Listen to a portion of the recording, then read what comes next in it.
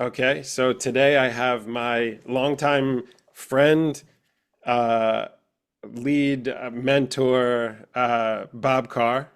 I know him as the chief medical officer at GSK when I first started there, as a co-op slash intern way back when.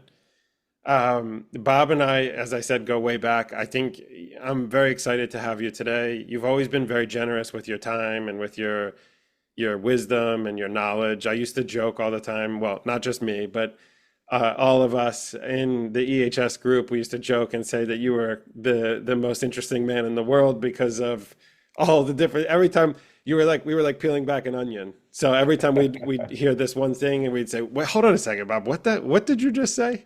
And so it was always great. And you, as I said, you were always very generous with your time, even on a personal level. So you were always willing to give me advice. You were always willing to help me out. Um, and I've always appreciated that. So I'm really glad to have you on today. And I'm excited to hear what you have to share. But as I said, um, I knew you as the chief medical officer at GSK. I know that your roles right now are kind of multiple roles. And even then, at the time, I remember when you retired and you told us that you were retiring, we were confused because we knew that you couldn't sit still for very long. And your retirement lasted for a cup of coffee, I would say. And so I'll turn it over to you. So, can you tell us a little bit Uh, about yourself and your current sure. roles and what you're doing today? Yeah, well, thanks, Anthony. I really appreciate your generous and thoughtful words. And this platform's amazing that you're bringing people to help share insights that may help other people in similar roles or similar career reflection points. Right now I'm pretty much a hired gun, a chief medical officer for many startups in the digital health space, but that's pervasive from using technology in VR space for neuroplastic rewiring to Alzheimer's to behavioral change, automating clinical trials, and the matching part of clinical trials to create shorter and more effective trials and getting drugs, to the market quicker. So yeah, my journey's been quite vast, unplanned for the most part, and happy to share whatever areas that you feel you'd like to explore today. So I will leave it up to you with whichever path you want to share because I know you've kind of, as you said, it's been a very nonlinear career for you. Um, but what would you say pursued? What inspired you to pursue the career that you pursued? I know another joke we used to say, didn't we used to call you Doogie Howser because we know you went to medical school so young, your time in the military.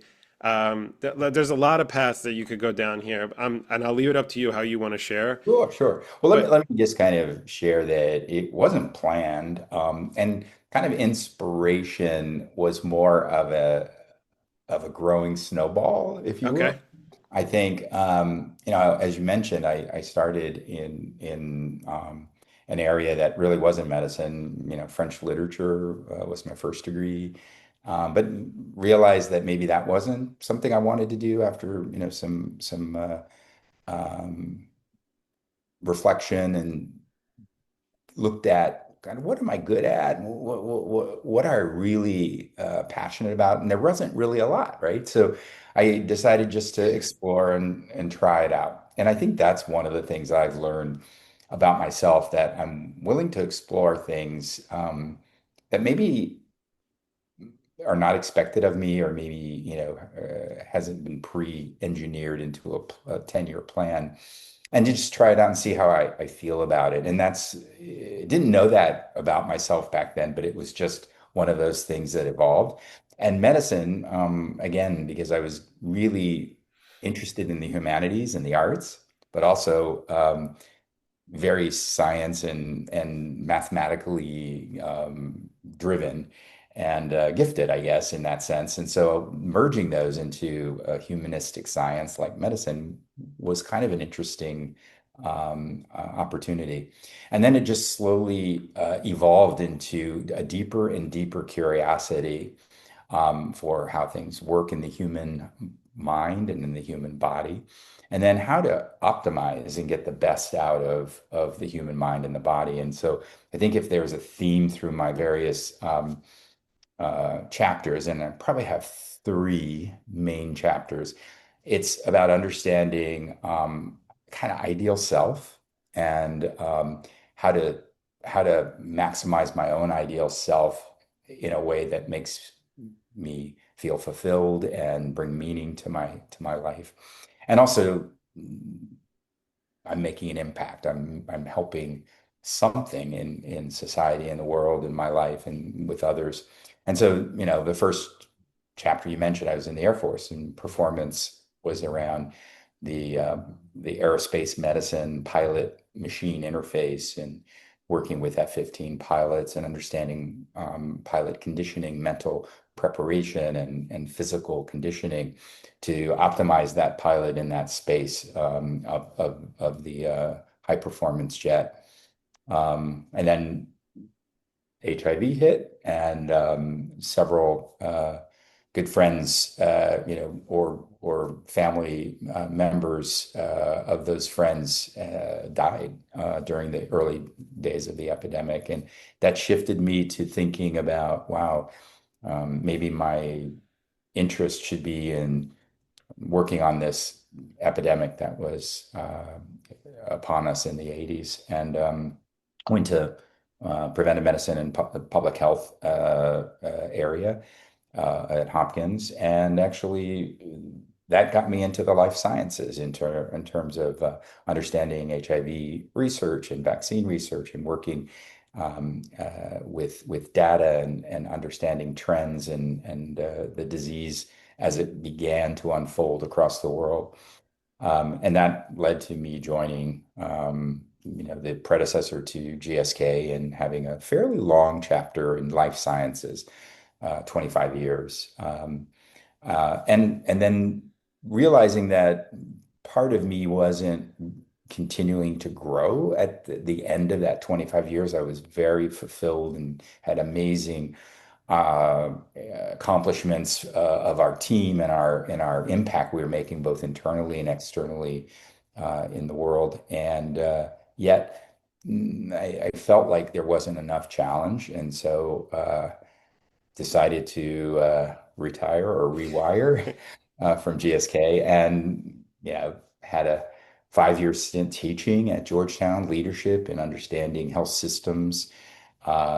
Began working with accelerators and incubators in startups, and began actively working with startups as their chief medical officer for many different ones, and then using some of the skills and the additional training and understanding, maybe what I've learned now in helping others through becoming an executive coach. And so now I work with some senior leaders around the world in helping them achieve what they want and bring their best and most optimal self to their roles so that they can make the impact that they want and leave a legacy of impact for them. So those are kind of like the three chapters of my life so far. All right, thank you for sharing. So, one of the things I remember when during my time or our time together at GSK, was you used to talk about how, or like one of the things I guess you taught me was always remember to keep the people first and making sure that you're investing in people. And I know that when we were there, like some of the important things to you were around, like team focused, Mhm. and you were also known for being able to throw a good party. Um, and so looking at that, it always seemed like it always came through in our group that it was very important to you that the team was um, very connected, high performing.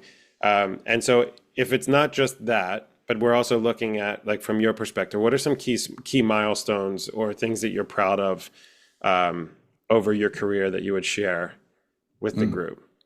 Well, yeah, that's a great question. I think in so many different areas, you have these ideas that you co-create with others, and then they become reality, whether it's a new product in a laboratory diagnostic business that was a part of GSK's predecessor companies, or whether it was the Partnership for Prevention concept, which equalized the concept of everyone in the company should have a core level of benefits and access to health benefiting programs. Mhm. Because we are one company and irregardless of where we're based. I think those were some really cool milestones that you actually can see an imprint of not just myself, but of the whole team, right? And you really can't do anything alone. You really do need a team, and you need to understand and meet people where they are to help understand their dreams and their aspirations, and then unleash their best selves in the pursuit of a kind of an aligned and collective goal, whether it's this um, you know, project that you do out of 1 year, or this massive challenge that we had with the Partnership for Prevention, which was pretty innovative, pretty groundbreaking, and in a time where a lot of cost containment was there to actually influence senior leaders to show why they should believe in this kind of concept, and then see it materialize over the 5 years and grow into a fairly significant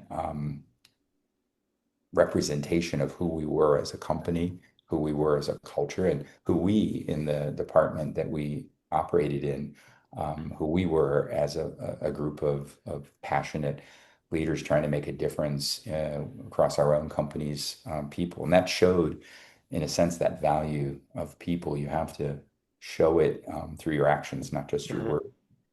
So, yeah. Yeah, I we still talk about that. I had Crystal Vega on a couple of episodes ago, and that came up. Um, P for P was the most rewarding thing I've ever had the chance to work on.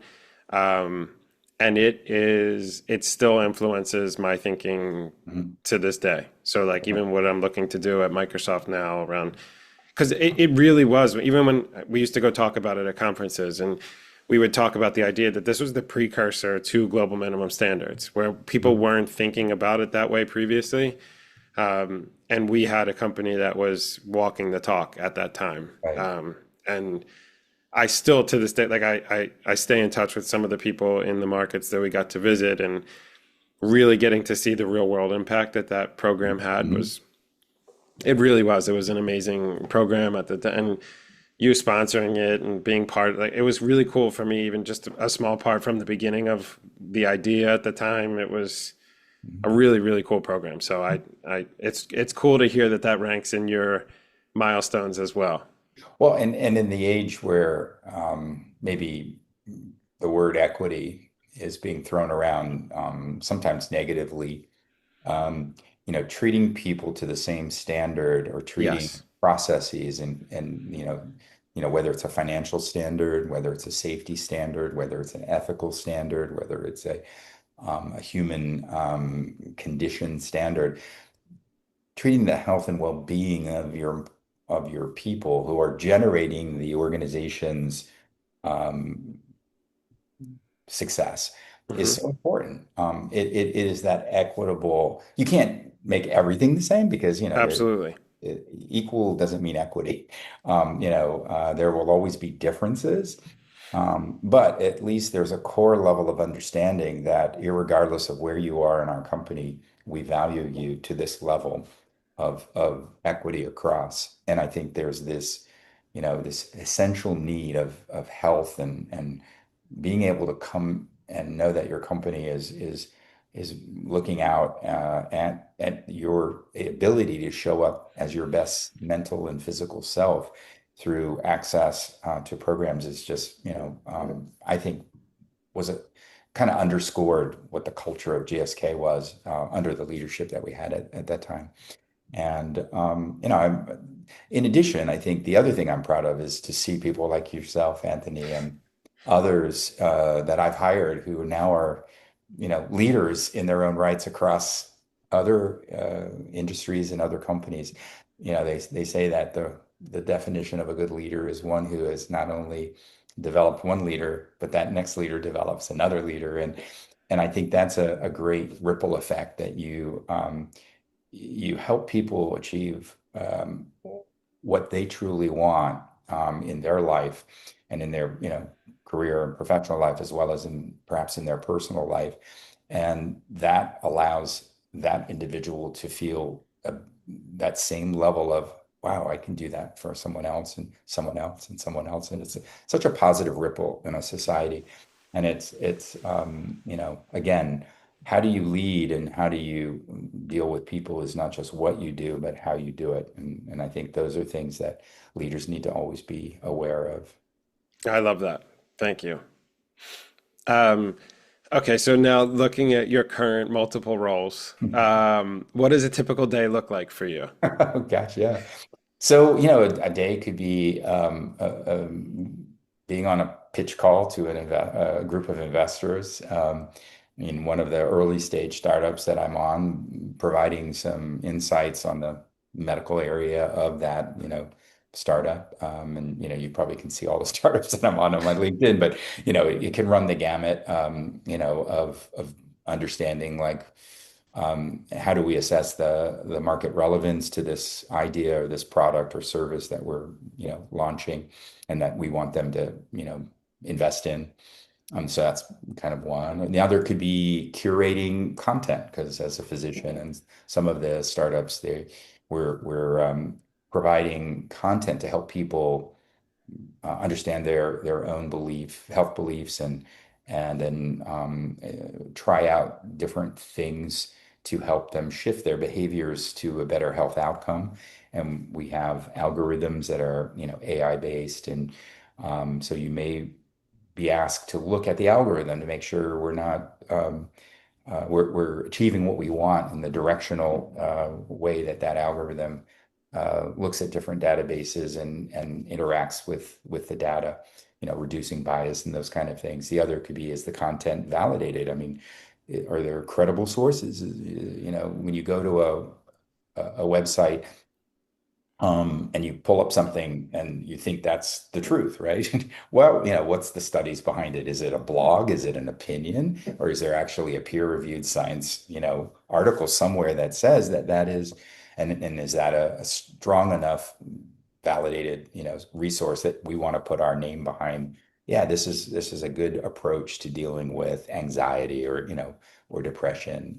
And so part of it is, medical content, kind of review. And then part of it is coaching. So a lot of the, startups have very young, very passionate leaders. And you, myself, can provide kind of more of a balance to how other ways of companies and industries, deal with those things. And that's a part of, the stages of leadership of a startup. So that's another, and then I'm on several nonprofits, so nonprofit boards.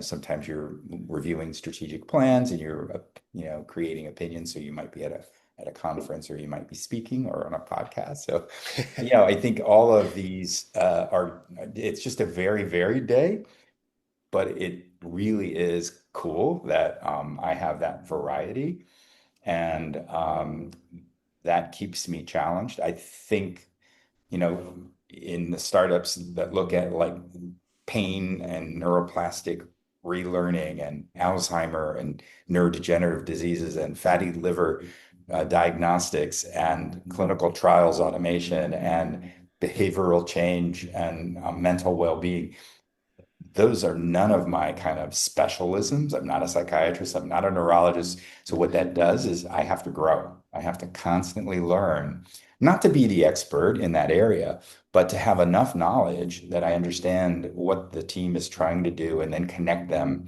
So a lot of my role is connecting people to other experts, connecting people to potential customers, clients to test their idea, or connect them to capital. And, when you are older, you get larger network.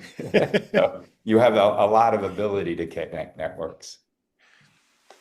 Thank you. I love that. Okay, so One thing that I'm curious about, and you and I touched on this individually, is can you talk about now that you've worked for large multinationals and now you're on the more agile startup space, are there any pros and cons or learnings that you've seen for how companies move or the pace that you can make decisions, or what do you see as kind of anything that might surprise people? Yeah, well, I think intuitively, you would think that decision making is quicker in the startups versus large companies, and indeed it is. It can happen, in a call, right? Um, the the pros and cons of that is, when you have a decision layering process, you get more voices, you get more idea generation around, have we thought of all the unintended consequences or all the positive consequences of this decision, right? And so that's always helpful. But at the other hand, it can overcomplicate, and as I call it, homegrown complexification Okay. as opposed to necessary, hierarchies for, controls and kind of standards. So I do see that in larger organizations, it's a lot slower, usually a lot slower. And I'm sure smaller companies that have become larger companies, that's the transition from 100 to well, probably from about 30 to about 200, and then from 200 to 1,000. Those are huge transitions because, in the beginning of a startup, everyone's all hands on deck. Everyone can do Hmm. everything. Everyone knows everything, right?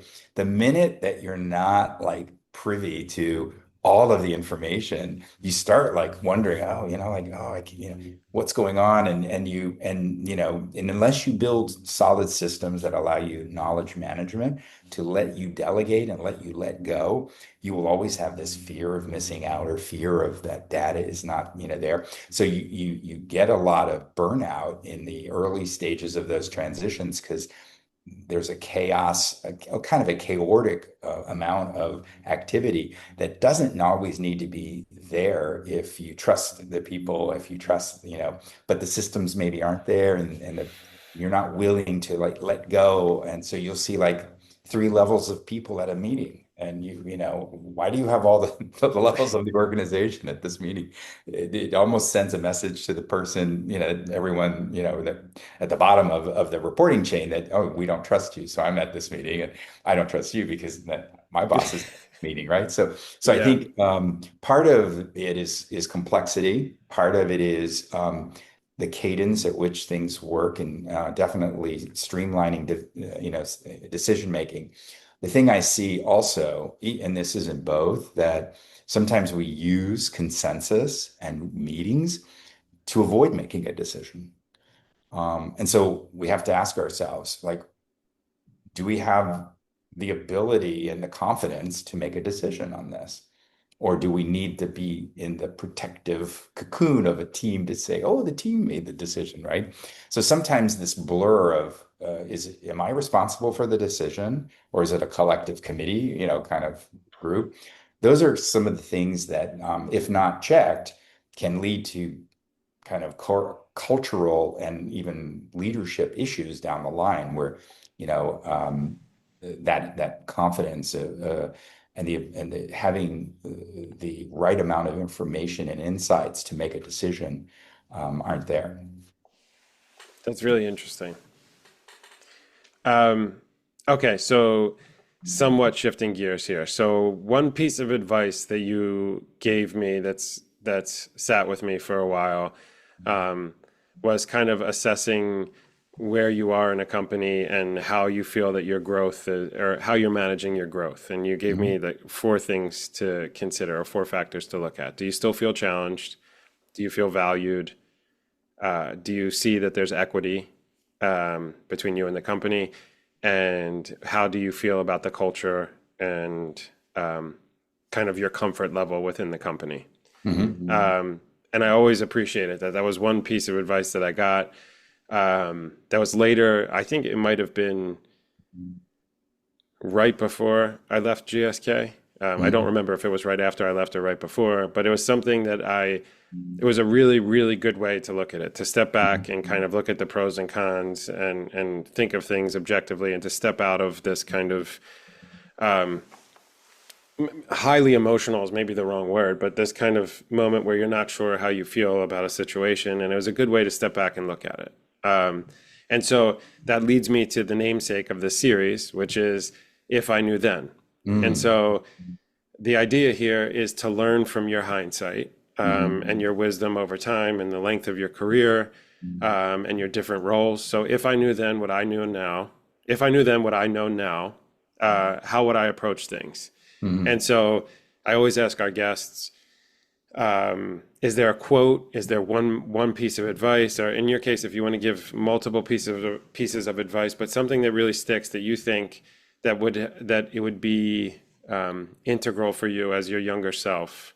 Um, Anything that you wish you knew, not necessarily regret, but just one solid piece of advice that you have. Mhm. Yeah, that's a great question. I think that four bases, like the baseball, the four bases of understanding yourself, but also as a leader, understanding the people that are working with you. Are they, you know, happy in all of those areas, I think is important. I think the advice that I've learned and I wish I had, and maybe it's been amplified by like a simple app like Google Maps. Nietzsche once said Or that. in this case, Bing Maps. Sorry to Oh, interrupt you, sorry. but I'm just kidding. I'm just kidding. Go ahead. But Sorry. I'm dumb. Okay. No, I apologize. Yeah. No. Um, the the Nietzsche quote, if I can get it right, is like one who has a why to live for can bear any how.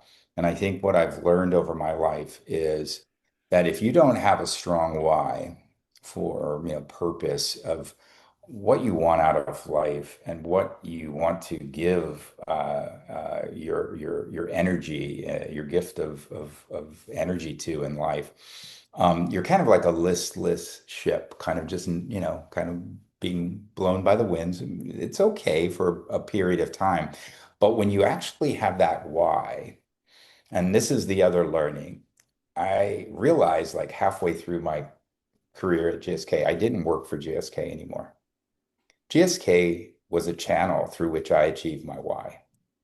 And when that channel no longer allows me to achieve what I want, I have to begin thinking about switching channels. Whether that channel is another channel within, the same organization, or whether it's a totally different channel. And sometimes it's driven off of those four areas that there's something about I'm not growing, I'm not being challenged anymore. And part of me, I need to be challenged. I Hmm. need to have that growth. I don't feel valued, maybe, or I don't feel that they get me. And I think one of the research that we worked with a large opinion group in one of my behavioral startups found that the number one driver for a person feeling valued in a sense of belonging and engaged isn't like the mission of the purpose of the company. And it isn't even my mission. It's whether my manager gets my mission in life, my purpose in life, my dream, my career aspirations, and recognizes that and acknowledges it. That makes me feel valued. Hmm. That you you are going to help me achieve part of my career dream or my professional life dream or my life dream if you look at it in a broader sense because we are just one human and we have a personal and a professional life but it's all in one you know corpus, right? So I think that was a big learning that get your purpose straight, get your like what is it you want to make out of your life, the impact you want to make, because then you will stop thinking about, oh, I want to in 10 years I want to be a VP. No, in 10 years you want to have a role that allows you to have an independent, responsible Hmm. decision-making process that impacts complex systems across, a variety of areas, making a difference in the lives of the world, right? Hmm. That is what you want. And what is the job that gives you that? Oh, there are several, right? But I often think we think too tangibly about my career is about this role or this title instead of, well, what does that title do? What does that mean? And to me, you gain knowledge in service, yes, of yourself, but in service of others. We are a very social animal as humans, and all of the studies say that having an other-focused, more, transcendent purpose is much more meaningful, much more satisfying than just a self-indulgent, and I don't mean self-indulgent in a negative way. It's Sure. like I want to, I remember the story of Andrew Agassi, and he always wanted to be, number one in his memoir. He talked about, he made it, and okay, now what? How do I stay number one? And then it was all about staying number one, right? And then when he couldn't stay number one, his life imploded. And if you read the book, you see all of the things that happen when you have a downward spiral because his purpose was a very extrinsic, motivator that he had achieved and he couldn't achieve anymore. And so he was like listless, again, a boat in the water without the sail being taut. However, his new purpose in life, if I read that right, is that he reshifted and he said, you know what, I can't always be number one, but I can be the best role model for young people who want to become tennis players. That's everlasting. Hmm. That is kind of an infinity purpose that is so transcendent in others that everything he does now is in support of others, and he's like achieving great things, and I'm sure he feels, meaning in his life and success beyond that, number one status. So I think make sure that your purpose is enough to give you the energy to make changes, to make challenging, help you make the guidepost for challenging decisions, and that allows you to jump out of bed in the morning and say, yeah, because I think that if you are working in a role that fulfills that, or that's partially fulfilling that in the trajectory of life, you will have more energy when you leave work than when you started. But right now, so many people have less energy at the end of the day, and they take leftover energy home to the other loved ones in their life, that personal side of their life, and that's a tragedy because your family and your friends should see how work is so exciting and motivating and gives you energy, right? Yeah, there can be, but it gets back to that. If I have a purpose to live for, if my why is strong, and I know that GSK is a channel to help me achieve my why, I don't care if finance gives me another, I have to redo my budget for this task, and it's tedious and it's bureaucratic, and gosh, why are they doing this every quarter? And they're never going to use that information, right? But it's what I need to do to achieve my purpose, whether it's financial, stability, a mortgage payment, kids' education, whatever, right?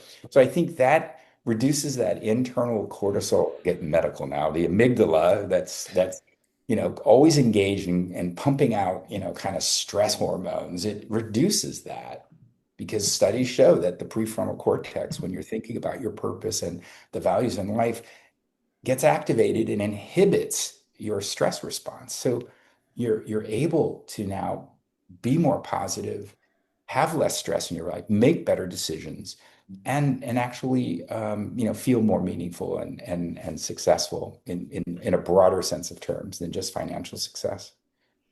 That's really great insight. Thank you for sharing that. Um, I love it. So thank you very much. Before I ask you my last question, I just in the sense of this, I tell this story a lot, and I don't know if you remember. You probably do remember this, um, but just kind of another piece of where you were impactful in my life was you and my mother were the only two people who noticed um, the signs of me developing type 1 diabetes. So I don't know if you remember this. I just recently found the email in my personal inbox that you sent me that said, I don't want to cause any alarm, but I think you're showing signs of this after we talked.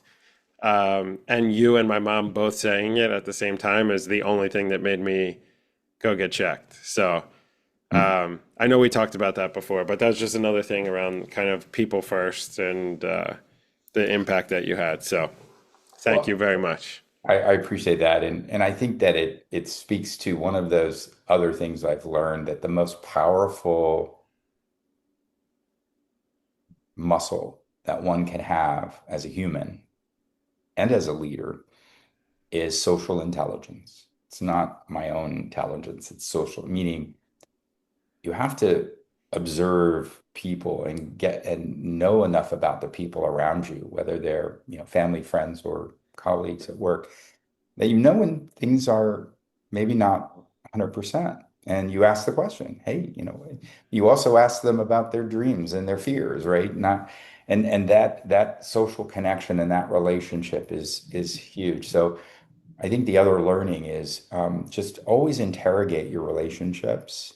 And are you building that muscle of knowing enough about what you're seeing in others so that you can regulate your own behaviors to maximize that positive relationship between another human being? Because that is what we are as humans. We are very social, species. And so I think yeah, I'm a physician and maybe I can, home in on those things, but it's also knowing that sometimes, when someone's off or they're a bit short or they're a bit impatient, you know, it's not that they're that.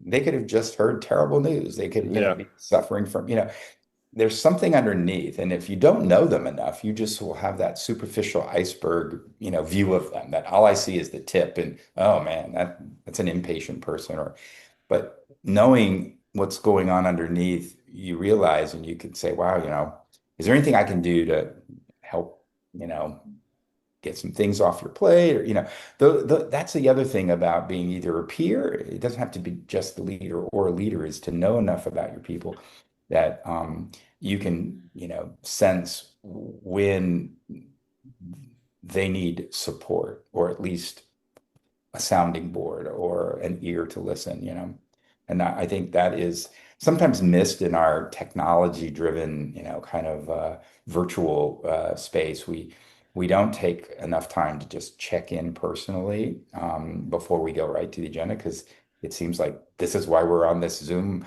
call. This video conference call is about the agenda and we do it, right? Whereas if we were in a conference room, we would have grabbed a coffee, we would have had our Hmm. minute of a personal check-in.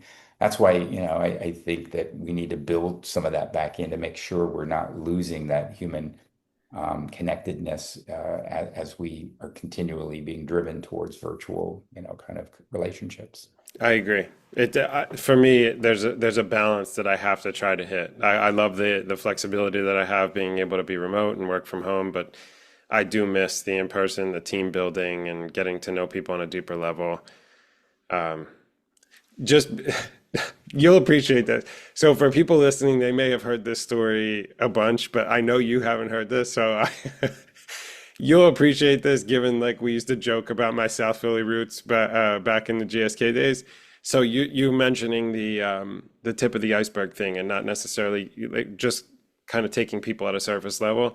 When I first started at Microsoft, it was the West Coast and East Coast is a very different vibe, I would say. And I started to partner with a consultant. I won't say because I don't want to offend anyone. Um, One of the pieces of work that I took over when I started at Microsoft was a plan that had a broker, a consultant on it that I was going to be partnering with. And apparently, I didn't realize, I guess, how direct I was being, or straightforward I was being. So he ended up flying out here. We met in person. And so you know me, like I'm a direct person, but I'm also, I say all the time, I'm direct, but it always comes from a good place. I'll never be rude. Just I don't use that as a, I don't hide behind that to be rude um, or mean to people. Mhm. I think that I try to be as open and honest as possible, whether that's positive or negative. I just want everything out on the table. And so Mhm. we had a really good discussion about why, why I was questioning certain things and where I wanted to go with the partnership moving forward. And he said to me, Anthony, when I first met you, you came across as very East Coast. And then I got to know you, and you're actually a really nice guy. And I said to him, I'm not going to say it on here. I said, "Did you just call me an a-hole?" And he's like, "Oh no, no, no, no.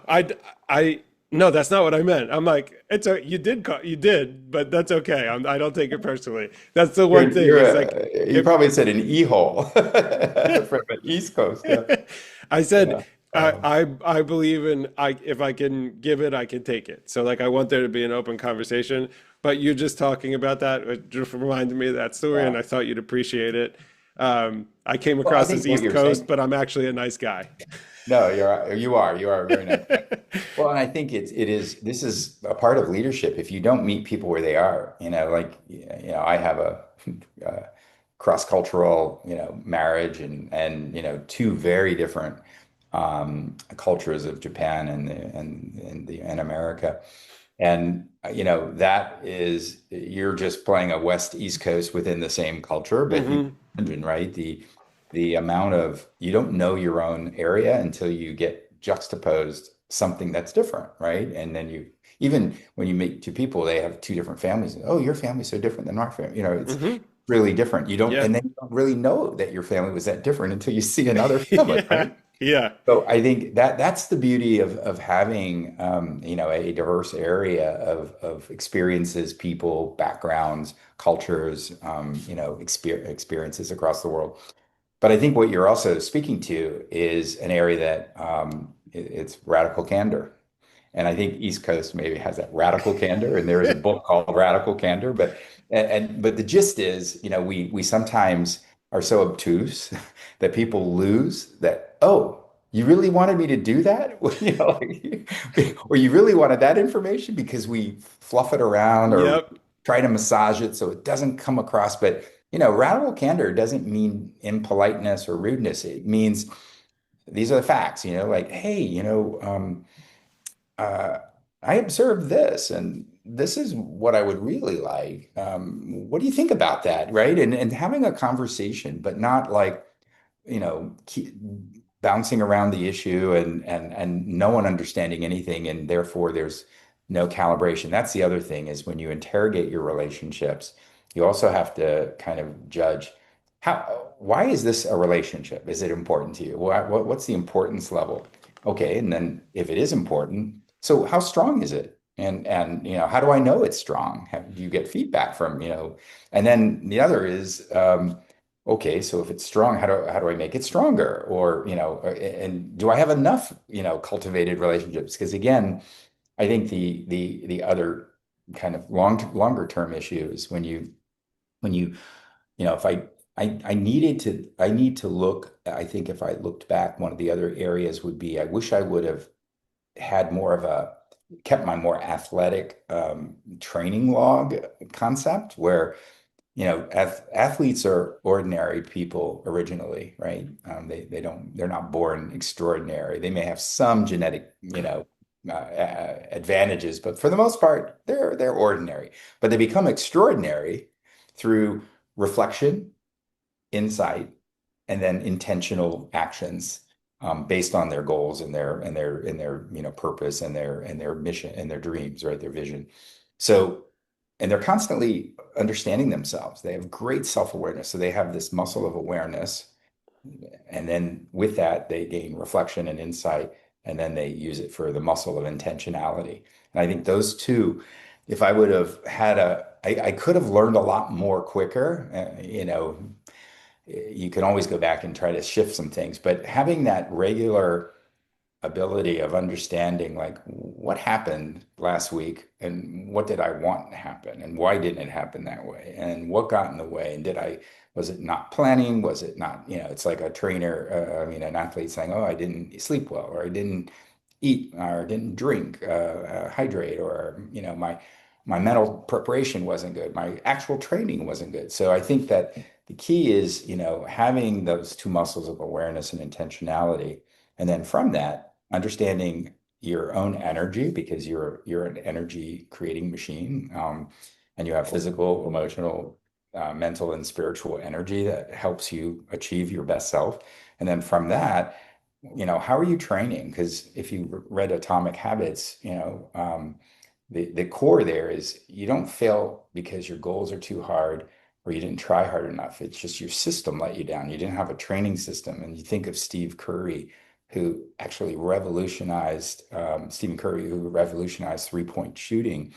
How did he do it? Well, he actually understood the dynamics of what it needed to take, and it needed to take shooting three pointers in chaos, in all different positions when hundreds of people are pressing. So he used a kind of a training log to say, I'm going to try it this way. I'm going to try it this way, and see did it work? Did it? Oh, and then eventually got so much better that he, kind of revolutionized three-point, shooting, and now his training methodology is used by coaches in basketball. So again, I think the training, purpose, and mindset are the three things that are important for you to always keep in check, because it's the stories we tell ourselves, the narrative, that either hold us back or push us forward. And so if we think of those, I think those would be some things to hold and look at how strong those muscles are and how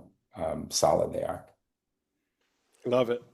This has been a fantastic conversation. I can't thank you enough. Thank you. I It's, love it. it's always great to see where Always. you are and how you achieve in your beautiful family. And yeah, Thank you so very much. I appreciate that. Anything else, or what's next? I didn't ask you this one. I always ask, what's next for you? potentially a fourth grandchild. So Congratulations. that's on the personal side. I started rock climbing about 2 years ago, just again to challenge my physicality and my balance and my kind of managing of my emotions, kind of on a wall. I remember, sorry to cut you off, but this it leads back to us joking about you being the Dos Equis guy because I think we were texting and you're like, "Oh, actually I'm about to board a plane to go to Machu Picchu," or I'm just making that up. Wherever you went, you were going to you just started rock climbing and you're flying across the world to go climb in some crazy place. I know it wasn't Machu Picchu, but that is very funny. That I forgot that just triggered that memory in my head. You're like, oh yeah, I just started rock climbing. I said, oh cool, where are you going? I'm going across the world, of course. Yeah, well, it again, I think you look at your physical, emotional, mental, and or intellectual and spiritual self, and are you growing in all areas, right? And so I think it's kind of like cross training, right? So I gave it a try. It's a really interesting sport, but again, you set goals, and I'm getting around the 70 year mark, and but to be able to kind of like take a an activity like that and then learn it and then build up the confidence, and I'm up to go like 2,000 feet up the side of a mountain, 13 pitches in a technical climb. It's that's a kind of a personal kind of milestone that helps you say, yeah, I can still do things, and with whatever one's ability is, you can maximize that, right? And it might get less and less as one ages, right? But you can still find ways to optimize within the space that you have, or the physical abilities you have to grow, right? And so I think that's maybe another key learning is just keep pushing yourself, be curious, let yourself take risks, of course, safe risks. That I always use guides and professional individuals to help you do it safely. But but yeah, think about, are you pushing yourself enough in all areas, and make sure that you're nurturing the other priorities. You don't want to have regrets like, oh, I wish I would have kept up with my friends more. I wish I would have had the courage to do the things that I wanted to do rather than what was expected of me. Because those are kind of the things you hear in the end of one's life, and you hear in midlife kind of career crises where they've climbed up the wall of the success that they feel, and it's not giving it to them, and they're now at a crossroads. So another interesting book is The Second Mountain by Richard Brooks. Yeah, Brooks. Where he writes that most people climb this first mountain and they realize as they get closer to retirement that there's a whole nother mountain that they need to climb, for like lifelong. So can you merge both of them into one, right? And climb just one mountain? But that means that you have to have a solid understanding of your whole life purpose and what do you want to do, not just professionally, but what do you want to, leave, and just ask yourself questions like, if I were gone tomorrow, what would people say about me? And is that what I would want them to say about me? Or, these are the most important people in my life. Do my actions reflect that? Does where I spend my energy and time reflect that? Or am I always at the office? And even though I say that these things are important, I'm always at the office, right? What kind of legacy do you want to leave? Do you want to make an impact? Do you know what that is?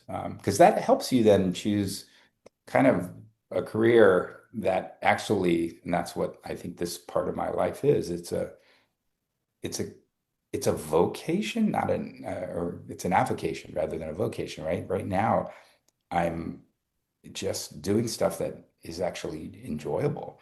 And yeah, there's a value creation, and so I'm probably being paid to do many of the things, but some of the nonprofits I'm not being paid. So it's like doing stuff that actually brings joy and brings meaning and fulfills part of your overall reason to be on this earth and the footprint you want to leave. But if you don't know what that footprint is, or at least around it, sometimes you can't make maybe the potentially effective decision on a career change. Like, oh, I like that because it's paying me more, but hey, this gives me more joy. So, what what should I do, right? And then, weighing that balance, because I think the more you do the things you love, it's like this Jung's comment that there's no coincidence. It's just a confluence of energy that's converging because of synchronicity. And so I think life is like that. All of the things I'm involved in are because of the energies and the areas that are now reconnecting. And it's kind of cool, right?